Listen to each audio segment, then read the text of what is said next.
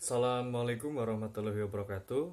Saya Jose Nurbanjit dari kelas Psikologi 2E dengan NIM 200701018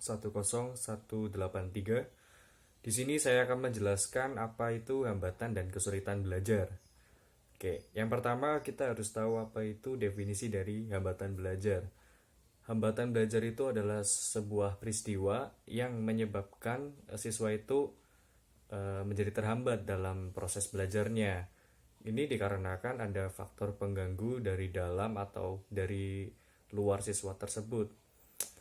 Lalu, hambatan belajar itu bisa menimbulkan kesulitan siswa dalam proses belajarnya. Faktor penyebab hambatan belajar itu ada tiga. Yang pertama, hambatan ontogeni, yaitu persiapan mental. Yang kedua, didaktik, yaitu pengajaran. Yang ketiga, epistemologi, yaitu pengetahuan. Siswa yang mengalami kesulitan belajar dapat dilihat dari dua sisi, yaitu dari sisi secara perkembangan usianya dan dari sisi belajar di bidang akademiknya si siswa tersebut. Lalu, ada beberapa karakteristik anak kesulitan belajar. Yang pertama itu ada kesulitan membaca. Kesulitan membaca ini contohnya seperti gangguan membaca lisan, lalu gangguan ingatan jangka pendek, lalu ada gangguan pemahaman materi dalam belajar tersebut, pemahaman dalam uh, membaca huruf-huruf itu bisa jadi. Lalu yang kedua, berkesulitan menulis. Contohnya seperti menulis dengan tangan, kesulitan mengeja, kesulitan menulis ekspresif gitu. Lalu yang ketiga, berkesulitan dalam hal matematika. Ini biasanya sering terjadi di beberapa siswa ya, seperti saya contohnya. Yang pertama itu ada kesulitan memahami soal cerita. Lalu bisa jadi karena kesulitan memahami pengurangan, perkalian, dan pembagian, serta simbol dalam matematika seperti lebih dari, kurang dari, permutasian gitu. Itu simbol-simbol dalam matematika yang kadang ada beberapa orang yang sulit memahami hal tersebut karena memang simbol dalam pelajaran matematika ini sangat banyak sekali ya kan, sangat-sangat banyak sekali. Kemudian peran guru dalam menangani kasus hambatan dan kesulitan belajar pada siswa ini ada beberapa langkahnya. Yang pertama itu adalah melakukan identifikasi kasus.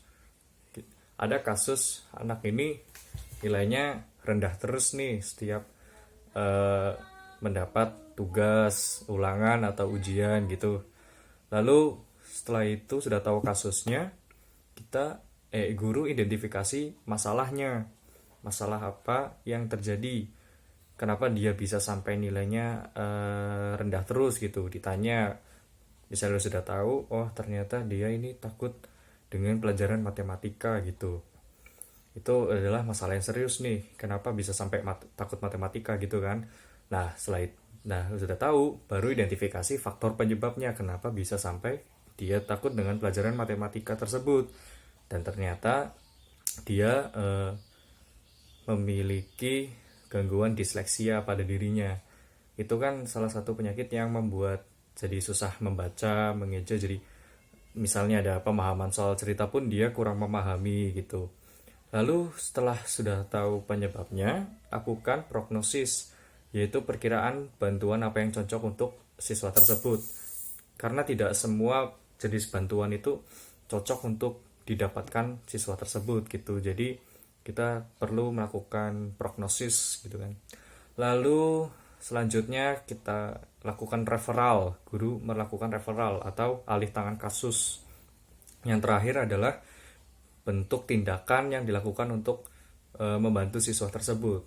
Kita setelah sudah tahu prognosisnya, lalu referral, setelah itu barulah bentuk tindakan yang dilakukan untuk membantu siswa tersebut agar dia keluar dari masalahnya tersebut biar lebih bisa belajar dengan baik, menangkap semua materi-materi dengan baik begitu.